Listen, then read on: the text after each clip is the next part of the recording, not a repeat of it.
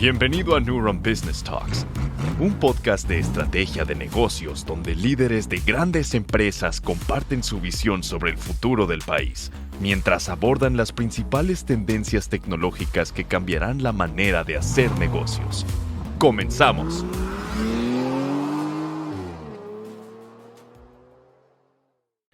Este podcast es presentado por Coin SRC, abogados laborales, con más de 30 años de experiencia resolviendo conflictos con iniciativa privada, empresas paraestatales, contratos colectivos, seguridad social, derecho individual y colectivos. Contáctalos en coinsrcabogados.com. Carla Cárdenas, directora general de Firmenti, qué gusto estar contigo. ¿Qué tal? ¿Cómo estás? Hola Frank, no, muchas gracias por la invitación. Muy bien, aquí estamos a la orden. Perfecto, Carla. Oye, pues me gustaría que empezáramos platicando sobre estas tendencias de la transformación digital que se han vuelto muy de moda, que siguen sonando muchas cosas, cada vez vemos iniciativas nuevas, pero yo quisiera que empezáramos a platicar y escuchar tu visión sobre si yo soy una empresa que está precisamente buscando subirme a la transformación digital, ¿cómo empiezo? ¿Qué herramientas recomiendas y cuál es el roadmap que podría funcionarles a las empresas? Pues mira, este tema de la transformación digital viene ya de años atrás. Evidentemente el tema de la pandemia hizo que este proceso se acelerara de una manera extraordinaria y hoy en día las empresas tienen que estar ya trabajando en este proceso de transformación porque si no lo hacen se van a quedar atrás en el mercado, ¿no? Hoy tenemos empresas que nacen siendo tecnológicas, ¿no? Y eso les da un valor agregado hacia el cliente final de todos sus productos, en donde las empresas que nacimos, ¿no? Algunas de las empresas que yo manejo, algunas arrendadoras y demás, que nacimos no digitales, pues tenemos que correr a esta transformación digital. Ahora, es muy importante observar que hay distintos modelos de transformación digital, ¿no? Hay algún modelo en donde uno de tus productos estrellas agarras y le pones procesos digitales, ¿no? Es decir, voy a poner un ejemplo. En mi producto de arrendamiento, tomo partes de ese proceso en donde veo que podría generar mayor valor esta transformación y le inserto tecnologías a esas partes para que nuestro producto vaya cambiando poco a poco a un tema digital. Este proceso es un proceso complejo, no es un proceso sencillo. Y muchas veces me han preguntado, oye, Carla, pero ¿cuándo vamos a terminar de transformar digitalmente la empresa? ¿No? Lo que les digo es que nunca, ¿no? O sea, esto es un proceso en donde todos los días y todo el tiempo se requiere estar en constante cambio, en constante movimiento. ¿Por qué? Porque todo el tiempo hay nuevas tecnologías. Entonces, siempre tenemos que estar observando y viendo hacia adelante. Ahora bien, ¿qué tienes que detectar? Tienes que entender muy bien tu modelo actual y observar las pequeñas partes en donde en realidad puede generar valor agregado hacer la transformación digital. Hay muchas empresas que dicen, transformo todo de manera digital y ese proceso se vuelve largo, costoso y al final no lo utilizan. Entonces, lo que yo digo es, hay que irse por partes. Otra recomendación que hago constantemente es que no vayan con un proveedor o con una sola persona o con una sola empresa a que les genere el proceso completo de transformación, ¿no? Los proveedores nos especializamos en pequeños pedacitos. ¿Qué debemos de hacer nosotros como proveedores? Es que nuestro producto sea un producto que se pueda conectar, ¿no? Un proveedor de tecnología no puede entregarte un producto que no pueda conectarse con otros proveedores. Eso no es un buen producto. Entonces, la recomendación es que elijan proveedores especializados de cada uno de los procesos y poco a poco los vayan conectando para ir generando ese valor. Eso sucede cuando quieres transformar un producto que ya tienes hoy a modo digital. Pero ojo, o sea, no necesariamente tienes que transformar tu producto. Si tu producto como hoy funciona, también puedes generar un nuevo producto digital. Es decir, muchas veces cambiar algo que ya existe es más difícil que generar uno nuevo completamente. Entonces hay que valorar también esa otra opción y decir, bueno, creemos un producto 100% digital en lugar de ir a transformar el que ya tenemos en algo que está funcionando, ¿no? Entonces, esos son los dos caminos que recomiendo. Y bueno, existe otro modelo de transformación que es el disruptivo, es decir, mi modelo actual no va a jalar y si no me transformo a otro modelo completamente distinto, pues morir en el camino, ¿no? Y hay muchos ejemplos de ello, como es la televisión, ¿no? Es decir, si la televisión no cambia el streaming, pues se van a morir, ¿no? Entonces, pues tienen que hacer un cambio disruptivo de su modelo de negocio. Entonces, hay que ver nuestro negocio, qué tipo de transformación es el que mejor se adapta e irlo tomando y haciéndolo poco a poco, pero con pasos firmes e iniciarlo lo más pronto posible, definitivamente. Qué importantes recomendaciones das, Carla. Yo ahora quisiera pasar a un tema en donde ustedes precisamente se han especializado, retomando la última, bueno, la parte que mencionaba sobre cómo los proveedores se han especializado en algunas partes, y luego vemos que de su lado está todo el tema de firma digital, que ya vemos que desde hace más de una década tenemos una ley que valida esta parte y sin embargo todavía a lo mejor hay empresarios tal vez de pymes que piensan que eso no se puede, que no tiene esto una validez. Cuéntanos un poquito precisamente cómo estamos parados en el tema de firma digital y qué nos podrías contar al respecto. Pues sí, como bien dices, Frank, este tema de la firma en la parte de la legislación mexicana, una de las legislaciones, de hecho, más robustas en el mundo en el tema de firma electrónica, ya existe desde hace más de 10 años. Eh, la aplicación de esta tecnología en México ha ido muy lenta, ¿no? Muy poco a poco, muy pasito a pasito.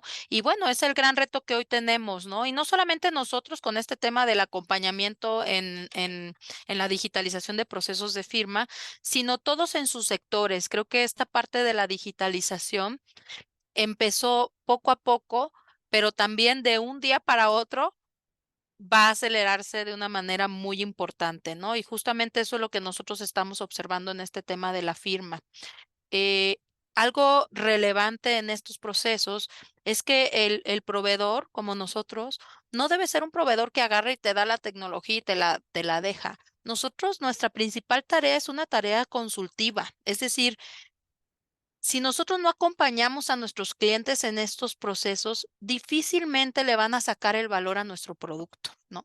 Platicaba yo con un amigo que tiene una fintech en España de Banking, Open Finance, ¿no? Que allá están mucho más adelantados que aquí en México, que ni siquiera hay una regulación al respecto.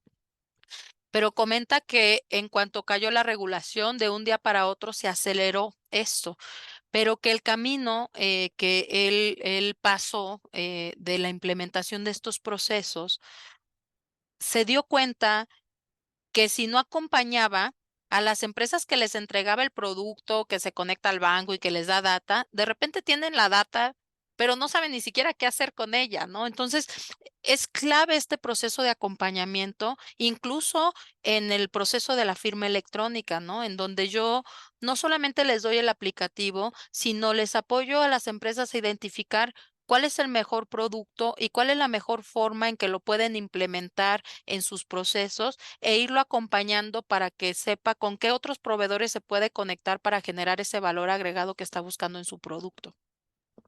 Oye, ¿y qué nos contarías en el tema de la seguridad? ¿Qué herramientas, qué mecanismos existen precisamente para, si yo ya que estoy metiéndome en la parte de digitalizar mi firma, qué mecanismos o qué garantías me da de que todo este proceso, además de ser ágil y eficiente, está cubierto de pared a pared en términos de seguridad? Pues mira, la primera parte es la legalidad, ¿no? O sea, la propia legalidad en México te lleva paso a paso a dar seguridad en el proceso, ¿no? La seguridad de un intercambio, por ejemplo, de token con el firmante para que puedas identificar al mismo. La seguridad en donde tengas que implementar geolocalización del proceso, en donde identifiques plenamente al cliente con una fotografía o con algún biométrico, etcétera, ¿no? eh, Existe mucha incertidumbre en el tema de la seguridad de saber que el que está firmando del otro lado es realmente quien dice ser, ¿no? Y yo les pregunto, hoy en día Si tú no eres, o sea, el dueño de la empresa o el director, el que va a recabar la firma, que normalmente tú no eres, mandas un mensajero o se los mandas en PDF y lo imprimen y lo firman, ¿cómo tú te aseguras que quien firmó es tu cliente? Es lo mismo, simplemente estamos acostumbrados a hacerlo de una forma y en la inclusión de estas tecnologías hace totalmente lo contrario a la percepción inicial, es decir, te da mucho mayor seguridad y certeza en el proceso. Imagínate que yo puedo tener una validación con prueba de vida en línea del firmante. Yo voy a certificar en dónde firmó, con qué aparato firmó. Yo puedo cuando genera la firma electrónica en un medio digital, nosotros sabemos cómo generó el trazo y hay expertos en el tema de firmas digitales que te pueden asegurar con el trazo si sí fue o no fue el cliente el que lo hizo. Hay cosas maravillosas en este proceso, la trazabilidad, la incorporación de cadena de bloques para determinar quién es el dueño de ese documento, te da una alta seguridad. Ahora, esto estamos hablando de la seguridad del proceso, pero ahora hablemos de la parte de seguridad, que es la parte más delicada de la implementación de procesos digitales, que es la privacidad de los datos de nuestros clientes. Creo que ahí hay un camino importante por andar en la legislación de pues todas estas nuevas herramientas digitales en donde ¿cómo podemos asegurar que yo, por ejemplo, Firmenti, al momento de generar un biométrico, ¿no? Tú que estás dando tu biométrico, ¿qué seguridad tienes de que se le va a dar un buen uso a esa información que es tan importante, ¿no? O sea, el que hayas entregado durante el proceso una fotografía de tu INE o que te hayan grabado, etcétera, ¿no? Recaban información que es personal, ¿no? Y información que es delicada. Y entonces el camino de la seguridad en la parte de la privacidad de datos es algo que tenemos que ponerle un ojo muy importante cuando elegimos a un proveedor. Y también hay que empujar a que existan legislaciones mucho más claras para cuidar esa parte. Oye, y justo retomando estos stoppers que existen, ¿identifican ustedes que podríamos todavía tener esta resistencia al cambio, un paradigma cultural que evidentemente vemos que claro que existe, pero no sé si todavía han identificado esto como uno de los principales retos por parte de las organizaciones para la implementación tecnológica? Sí, definitivamente. Mira, de hecho, esto existe para cualquier tipo de cambio, ¿no? Siempre va a existir una resistencia, ¿no? ¿Por qué? Porque las empresas están cómodas trabajando como lo están haciendo, ¿no? O el equipo de trabajo o ciertas áreas. Cuando tú generas un cambio dentro de su proceso, aunque no sea precisamente un cambio digital, hay una resistencia, ¿no?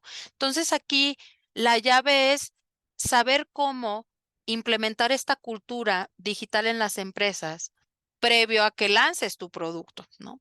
Lo que yo, en este proceso de acompañamiento que te decía, Frank, que es tan importante, uno de los principales temas que toco con las direcciones y quienes están tomando las decisiones es que requieren implementar una cultura digital en su organización para que cuando ellos lancen el producto sea adoptado. Porque si las personas que lo van a utilizar y ejecutar no lo adoptan, no van a tener éxito en su producto digital. Entonces, eh, ¿qué es la cultura digital? Expresar todos los beneficios que va a generar esto. Y uno de los grandes beneficios es, oye, no te vamos a quitar el trabajo a ti como persona, sino que vamos a utilizar todo eso que tú nos das en procesos que generan mayor valor a una tarea simple y repetitiva, como en mi caso es el proceso de recabar una firma, ¿no? Entonces, en lugar de que estés tú pensando en recabar o estés archivando o estás validando, entonces tú puedes generar mayor valor haciendo otras tareas más relevantes en la organización, ¿no? Eh, ¿Qué es la cultura digital? Tener una persona dentro de la organización que sea la persona encargada de la transformación digital de la empresa. Si no hay un líder de esta transformación dentro de la organización que tenga y comunique todo lo valioso que es esto y genere equipos de trabajo para la implementación. Es decir, que las mismas personas que van a utilizar las herramientas se involucren en el proceso de la implementación y que sea un éxito de ellos la implementación y el uso de la herramienta, normalmente no funciona. Entonces, tener a un líder de transformación digital dentro de tu organización es muy importante también para el éxito de esto. Y así, ¿no? Comunicaciones de los beneficios, qué dolores estamos atacando, cuáles son los beneficios tanto para la gente interna como para nuestro cliente final. Es importante implementarlo en el proceso para evitar esto que comentas, que es el primer stopper, la resistencia al cambio, ¿no? Y así como esos hay algunos otros stoppers, ¿no? La legalidad, que ya poco a poco hay mayor información, ¿no? Es nuestra tarea como líderes en el sector digital, eh, generar información y educar respecto a lo que existe hoy en la parte de legalidad. Eh, Esos serían dos de los más grandes retos que tenemos en los procesos de implementación. Oye, Carla, y quisiera regresarme a lo que mencionabas sobre la protección de los datos. Parece que la forma en la que hemos tratado de solucionar esto es, pues ahí está el aviso de privacidad y el cliente lo puede leer, pero la realidad es que, no sé, todos tenemos redes sociales y si le preguntamos a la gente, oye, ¿qué dice ese aviso de privacidad que todos firmaron? ¿Quién sabe? Nadie sabe, ¿no? Y todos tenemos una tarjeta de banco y resulta que te mandaron un contrato de tantas hojas y de repente ya te están hablando de 20 call centers, pero porque no viste que ahí decía precisamente cómo se iban a usar tus datos. Entonces, ¿tú crees que esta parte de, sí, aquí está el aviso de privacidad, que realmente la gente no lee, sea la manera de solucionar esto? ¿Habrá otras formas de empoderar realmente al usuario precisamente para él tener control de sus datos? ¿Qué podemos hacer para poder resolver todos estos retos? Sí, definitivamente es un tema legal, Frank, porque sí, es el aviso de privacidad, ¿no? Es un tema que con el cual las empresas, ¿no? Respaldan sus acciones, ¿no? Más que para el cuidado de la data del tercero, ¿no? Que sí ayuda, pero como tú dices, pues no se lee, ¿no? Entonces, la ley que hay detrás de ese documento, ¿no? Es lo que debe de hacerse más robusto, ¿no? Y entender cómo hay tecnologías que se suman a otras, que se suman a otras. Es decir, en Firmenti, pues no todo es solo Firmenti, sino también agregamos tecnologías de empresas digitales terceras que son expertas en ciertas partes de nuestro proceso. Y entonces es muy importante que exista una ley muy robusta que cuide la privacidad de datos de todos nosotros, ¿sí? Y eso es un pie en el que estamos cojeando, sobre todo en el tema de la ejecución, ¿no? A lo mejor por escrito hay algo, pero la ejecución no ha sido la óptima. Y otra Excelente. cosa, pues la cultura, perdón que te interrumpa, se había terminado, pero la cultura y la educación hacia con nosotros mismos, ¿no? Es decir, educar a todos que al momento en que tú subes una foto en una red social, eh, que estás expuesto, ¿no? Le estás entregando tu información a un tercero y entonces sí debes de cuidar y leer los avisos y ver cuáles son los temas de seguridad. Si te has dado cuenta, pongamos ejemplo de Facebook, pues Facebook ha pasado por muchos temas en donde ha tenido que ir haciendo adecuaciones en el tema de seguridad, sobre todo de la información, en donde ellos mismos hasta te van avisando, oye, esto lo observa tal persona, esto lo puede hacer así, pueden hacer uso de esto, o esta API le estás dando acceso tú a que entre a esta información.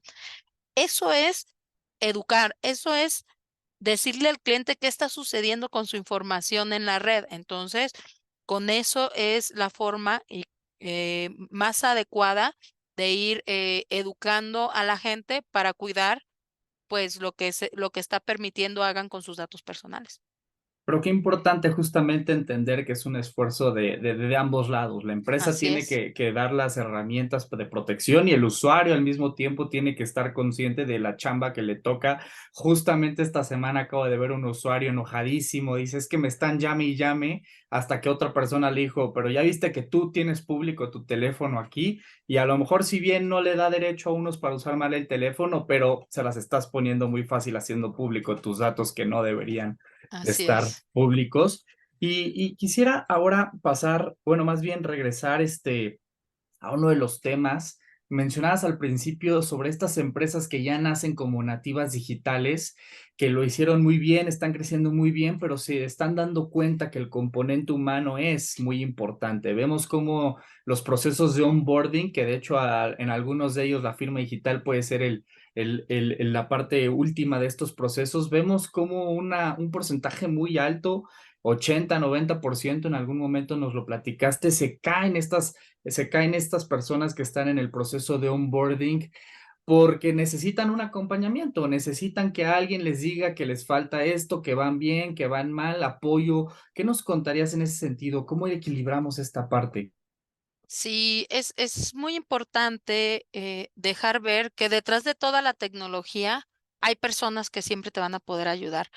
El éxito de los procesos, el éxito de la implementación de un modelo digital es la experiencia del usuario. O sea, si tú no enfocas todo tu proceso de digitalización en tu cliente final, en el uso y en la experiencia de tu cliente final, no vas a tener éxito en la implementación. El foco en todo proceso de digitalización tiene que ser tu cliente final, la experiencia que va a tener. Y esa parte de la experiencia es justamente lo que estás tocando, ¿no? ¿Quiénes son tus clientes, no? ¿Quiénes lo van a usar? Oye, son los chavos de 17, 18, 20 años. Oye, ellos ya nacieron digitales y seguramente ni siquiera van a querer hablar con una persona porque ya ni les gusta hablar, ¿no? Pero puede ser que existan una gama de clientes que van en un rango muy alto de edades y entonces tú tienes que trabajar para entregar una solución a tu cliente final en donde pueda recibir ese acompañamiento de una persona cuando se atore en tu proceso digital, ¿no? Entonces, debe de existir, desde mi punto de vista, un mix en el proceso, que siempre exista la posibilidad de dando un clic alguien se comunique contigo y te ayude en el proceso. Es de verdad, a mí me ha pasado con los bancos y con algunas tecnologías que uso, que quiero hablar con una persona para un tema particular y ya no puedo. O sea, en todo su proceso, en sus chats, ni siquiera hay un teléfono porque me contesta también una máquina en donde pueda comunicar y platicar con alguien que me pueda solucionar un tema que no me lo puede solucionar un robot, ¿no? Entonces, eso es una pésima experiencia del cliente. Entonces, hay que tener en el foco que cuando implementemos nuestros procesos digitales, siempre exista una forma de comunicarse rápido con alguien que te pueda dar una atención personal. Hace algunas semanas atrás estábamos platicando de nuestro e-commerce que estamos a punto de lanzar y comentábamos, oigan, el proceso de cancelar nuestro servicio, ¿no? Entonces, pues hubo una lluvia de ideas, ¿no? Y algunos decían, no, pues hay que hacerlo que no sea tan fácil. Y yo le digo, no, o sea, a ver, el objetivo es que la experiencia de nuestro cliente sea buena hasta en su proceso de cancelación del servicio y que de hecho nos pueda retroalimentar a nosotros pues, ¿por qué lo está cancelando, no? Porque eso nos va a ayudar a nosotros a mejorar. Entonces, el proceso tiene que ser ágil, tiene que ser sencillo y tiene que haber una retroalimentación, una comunicación de las dos vías para que nosotros siempre estemos aprendiendo constantemente del cliente y viceversa, que podamos nosotros apoyar a nuestro cliente en todas las dudas de su proceso. Fíjate que nos decía un entrevistado poniendo un ejemplo de en reclutamiento, lo que acabas de decir, dice, llega una persona a la empresa, hay fiesta, hay onboarding, hay bienvenida, pero cuando se va, pues lo hacemos todo mal, ¿no? Creo que es un poquito como lo que acabas de decir, llega un cliente, la bienvenida, tu correo, todo muy bien, pero cuando se va el cliente, pues ya no sabemos cómo reaccionar. Qué importante esta parte que mencionas, Carla. Y ahora justamente quisiera ahora que platicáramos dentro de las iniciativas que ustedes están haciendo. Hablabas de este e-commerce que están desarrollando. Yo quisiera que nos contaras cuáles son estos esfuerzos tecnológicos con los que están buscando resolver retos, sorprender al mercado. ¿Qué nos cuentas en ese sentido? Sí, fíjate que se ha dado el camino que hemos tenido en Firmenti ha sido, la verdad, muy enriquecedor, ¿no? Y también muy sorprendente porque cuando iniciamos con este producto, se inició para generar un aplicativo para una industria en particular, ¿no?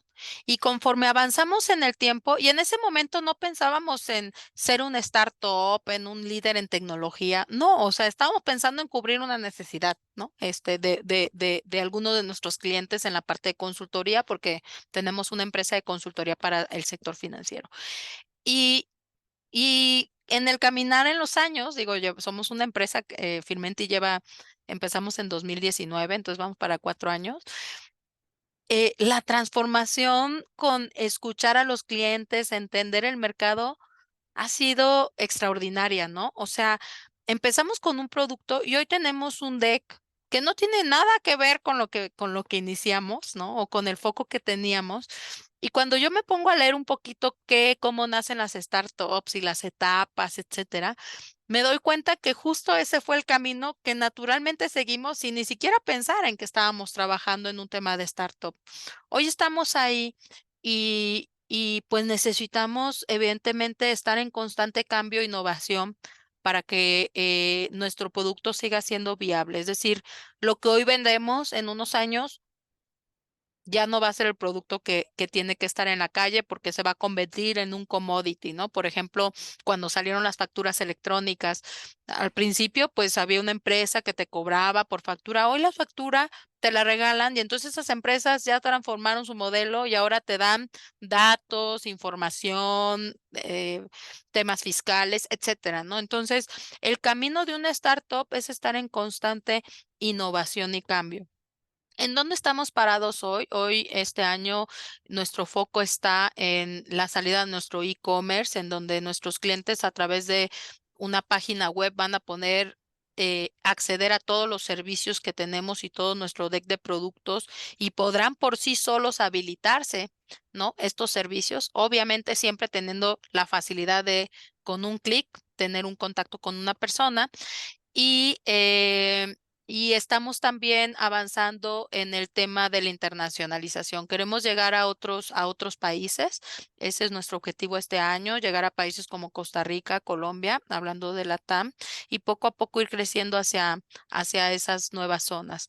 En el tema de tecnología, tenemos un foco muy importante en la explotación de los datos, es decir, nosotros, la información que pasa por nuestra plataforma es información del cliente que nos contrata, no necesariamente no de los firmantes, sino del cliente que nos contrata. Entonces, imagínate la gran cantidad de información que pasa por nuestra plataforma, ¿no? Que tiene que ver con sus clientes o con sus proveedores, ¿no? O con sus actividades, que podría generar un gran valor para ellos. Entonces, estamos también trabajando en este tema de cómo generar valor a través del dato que como sabemos el dato es el nuevo oro, ¿no? En donde si tú no lo utilizas, estás dejando y estás perdiendo mucho dinero ahí. Entonces estamos enfocándonos en eso.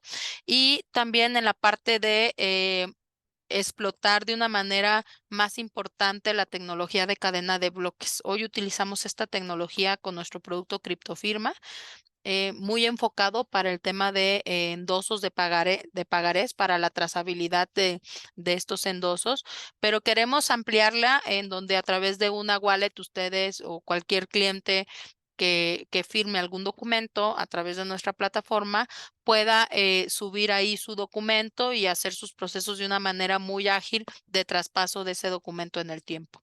Esos son los caminos que ahorita estamos abordando para corto plazo, ¿no?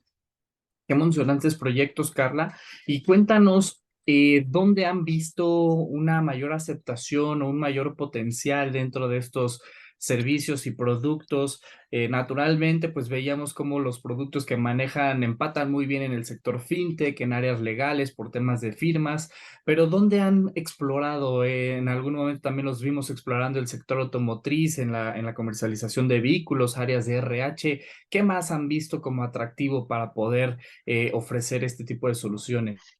Sí, fíjate que también este tema del enfoque del sector ha sido un proceso interesante para nosotros. Nosotros con mis socios venimos de un sector financiero siempre, ¿no? O sea, venimos trabajando en el sector financiero, SOFOMES no reguladas, o SAPIs que generan créditos, arrendamientos y demás. Y iniciamos a comercializar nuestro producto en ese sector. Es un sector que para nosotros es muy jugoso. ¿Por qué? Porque al trabajar créditos en donde sus clientes son muchísimas personas que están dispersas en todo el país, pues el uso de la herramienta genera grandes beneficios a este tipo de organizaciones. Pero cuando empezamos a caminar y determinamos empezar a explorar nuevos sectores, ¿no? El análisis que hicimos, más allá de ir por un sector, es ir, ¿cuáles son los dolores que nosotros curamos, ¿no? Como si fuera una pastilla. Es decir, ¿qué dolores debe de tener estas empresas o estos sectores que nosotros atacamos, que nosotros curamos y ahí determinar qué sectores vamos a iniciar? Porque el mercado es tan amplio en el tema de la firma, es decir, Frank, en donde sea que tú firmes, ahí podemos estar. Imagínate, pues todas las empresas firman, ¿no? Todas las personas físicas Claro. firman. Entonces, el sector es amplio, gigante. No podemos ir por todo, no nos podemos comer todo el pastel. Entonces, para focalizarlo hicimos ese ejercicio en donde identificamos los dolores, en donde los dolores principales son alta transaccionalidad o firmas con proveedores. ¿No? Imagínate el sector de construcción que tienen N cantidad de proveedores. Este es un sector que para nosotros es muy interesante. Empresas que tienen alta cantidad de firmas en procesos legales, ¿no? O contractuales, es decir, el área legal. Eh, Clientes que tienen que recabar firmas con personas que están dispersas en cualquier parte del mundo, ¿no? Imagínate estos sectores que se dedican o escuelas que se dedican a intercambios, ¿no? O sectores que se dedican a créditos que tienen que ver con becas este, para intercambios escolares, etcétera. Todos esos sectores en donde hay un tema de dispersión geográfica, para nosotros también son un área importante porque es un dolor de los más importantes que estamos curando y que, bueno, evidentemente tienen alta transaccionalidad de firmas, ¿no? Qué interesante y a la vez me imagino qué retador es ser para ustedes precisamente decir, entramos en todos lados, pero tampoco podemos salir a ver dónde pegamos, sino como lo que mencionabas, es importante, es precisamente la parte de la especialización, pero qué interesante precisamente ver esa estrategia. Y ya por último, yo quisiera que nos contaras, bueno, hacia dónde va el sector. De repente se hablaba sobre ajustar el tema de la ley en las firmas. Se escuchan muchas tecnologías muy interesantes como las que ya nos mencionabas. Yo quisiera que nos compartieras por ahí algunas conclusiones y algunas tendencias que tú ves en el mediano plazo. Pues mira, la ley en México en el tema de la firma no necesita mayor ajuste, pero lo que sí se necesita es en ciertos sectores fortalecer las autorizaciones. Te voy a poner un ejemplo de una ley que está ahí, ya a punto de salir. Esperemos que en enero o en diciembre se esté publicando, que tiene que ver con el sector médico, por ejemplo, ¿no? Es decir, la firma electrónica en las recetas médicas. ¿Qué nos topamos hoy en pandemia con este tema de las recetas? O sea, fue caótico porque tenías que ir con una receta física, pero no podías ir con el doctor porque lo podías contagiar, ¿no? Con este tema de distanciamiento, entonces te decían, bueno, pues tienes que pedir tus medicinas a través de una plataforma y si es así, pues con que nos enseñen la receta digital, pero si vas, sí la tienes que tener física. Realmente es un tema que no está regulado, entonces cada farmacia, cada médico, pues va viendo cómo va digitalizando su proceso. En el tema de los expedientes, en el hospital, hace no mucho tuve que ir al hospital y la cantidad de firmas que te recaban en ese proceso es increíble. Entonces viene esta nueva ley, ¿no? Que está empujada, y ya muy avanzada, de hecho ya está preaprobada y esperamos que en enero se esté publicando, va a ayudar para la incorporación de tecnologías como las nuestras en ciertos sectores en donde, a pesar de que la ley existe, el propio sector y la regulación de su propia ley hacía que no pudieran adoptarlo de una manera sencilla. Entonces, en el tema de la ley es muy importante empujar leyes específicas por cada sector, sobre todo aquellos sectores con alta transaccionalidad de firmas, como este ejemplo que te di que tiene que ver con el sector médico. ¿Hacia dónde van las tecnologías? Hacia Big Data, definitivamente. Nuevamente, los datos es el nuevo oro. Entonces, todo esto que pasa por aquí se tiene que ordenar y se tiene que generar valor con ello. Y el valor es hacia mi cliente, pero también al cliente de mi cliente. Generar valor hacia todos los sentidos con el cuidado de la privacidad de los datos de nuestros clientes.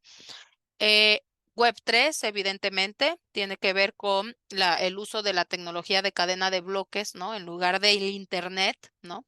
Que es Web2. El uso del Web3 en nuestras tecnologías es muy importante y eso nos ayuda a mantener. De hecho, el Web3 va a ayudar al tema de la privacidad de datos, Frank. ¿Por qué? Porque es una web en donde tú determinas qué datos subir y ese dato tiene valor. Es decir, si alguien lo usa, pues tendrá que pagarte por utilizar ese dato. Está muy interesante hacia dónde va ese tema. Entonces, el uso del Web3 también es importante y es algo que nosotros tenemos que estar viendo e incorporando en nuestros modelos de negocio. La escalabilidad, ¿no? Que es el paso en donde estamos. Es decir, que todos puedan tener acceso a esto. Como hoy ya todos pueden tener acceso al Internet, lo mismo y a facturas electrónicas, o sea, procesos que ya son muy simples y que se hicieron rutinarios, la escalabilidad del uso de la firma también, ¿no? Y eso va a provocar generar mejores servicios y bajar los costos también en el mercado. Hay infinidad de cosas por hacer en este sector. Pero bueno, esos creo que son los puntos más importantes que se me vienen ahorita a la mente, Frank. Listo, pues qué emocionantes temas, Carla. Oye, pues te quisiera agradecer mucho la conversación. Has toda una masterclass sobre transformación digital, sobre agilización de procesos. Pues te agradezco mucho la conversación y gracias por estar por acá con nosotros platicando. No, al contrario, Frank, muchas gracias por la invitación y pues aquí estamos en contacto. Gracias por acompañarnos a un episodio más de Neuron Business Talks. Sigue la conversación en vivo en nuestros foros de negocios del sector automotriz, minero, energético, tecnología y petróleo. También te invitamos a seguirnos en nuestra página neuronbusinessgroup.com, nuestras redes sociales y suscríbete a nuestro newsletter, donde recibirás información de primera mano sobre nuestras entrevistas y eventos exclusivos de la comunidad de Neuron Business Media.